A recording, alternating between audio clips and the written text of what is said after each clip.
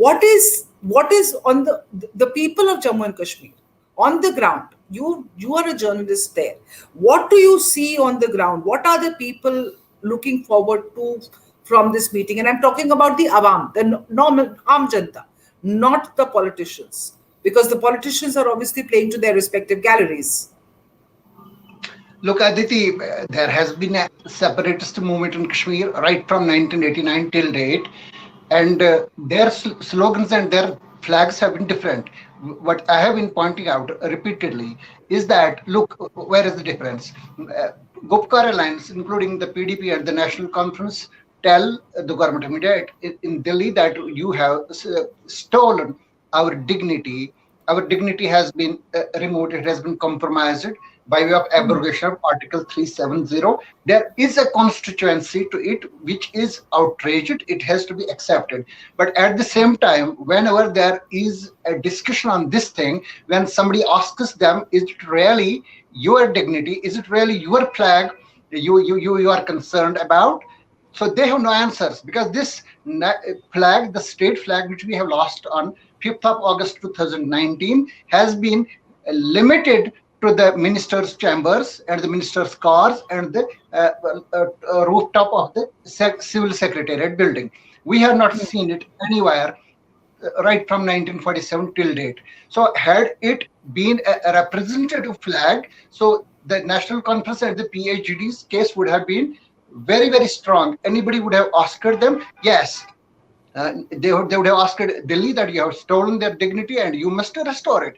But whenever the Kashmiris got the chance to take a flag out, it was the Pakistani flag. You have seen it in 2008, 2010, 2016 street turmoils. Every time there was one flag, and that was Pakistani flag. So if somebody will try to build politics at this point of time, I don't think that there will be a breakthrough to it. But this is a time where this is a very, very critical time for both the people of Kashmir as well as for the people of India. This has been a turning point, 5th of August 2019. There are politicians in Kashmir who are telling their constituents that we are getting it back. Abrogation of 370, this Article 370 will be restored. Our statehood will be restored. Statehood, I think everybody believes in it, that it will be restored, because this is the commitment of Home Minister Amit Shah as well as the Prime Minister Modi. They have committed it at more than one occasions, that they will be considering it at an appropriate time. But as far as abrogation of 370 is concerned, there is an aspiration among the people of Kashmir. There is definitely a constituency who want it back, but the analysts like me, we are not very much optimistic about it, because we are this is absolutely clear to we people that government of India does not seem to be in a mood to compromise on this thing. I don't think that even if there is a change of government, it will be very easy for the next government, whether that will be of Congress or the CPI, whatever, to change it and to get it back. At this point of time, in the foreseeable future, we people in Kashmir don't see any possibility of it. If this turns out into a mass movement like the movement for Azadi was there from 90 till date, if it becomes a mass movement of the Kashmiris, they make this state flag as their representative flag.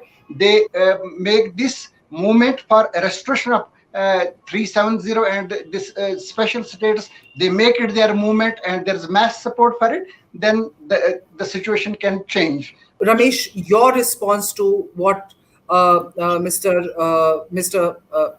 Fayyaz is saying? To Kashmir twice in last 1 year.